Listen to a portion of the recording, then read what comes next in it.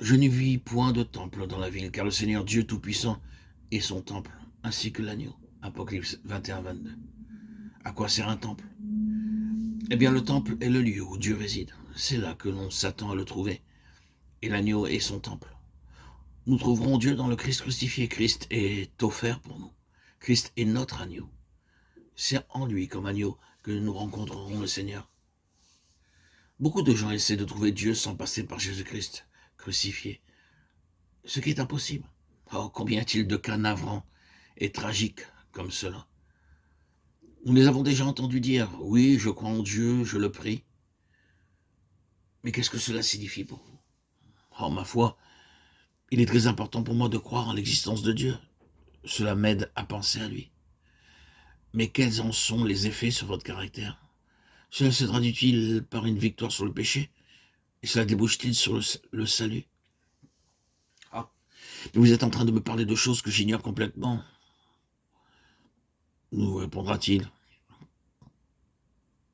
Où intervient le Fils de Dieu dans tout cela? Qu'en est-il de son œuvre sur la croix et de l'expiation du péché? Il nous répondra, oh non, je ne peux pas accepter cela. Donc, malgré toute leur croyance en Dieu, ces personnes marchent soit dans l'obscurité, soit dans la pénombre, car il ne saurait y avoir d'autre chemin conduisant à Dieu que Jésus-Christ crucifié. Vous n'atteindrez jamais le but de Dieu autrement. C'est en Jésus-Christ seul que vous trouverez Dieu. Christ crucifié. Christ, votre victime expiatoire, votre sacrifice. C'est là où Dieu rencontre votre cœur et que votre cœur rencontre Dieu. Dieu siège à cet endroit-là.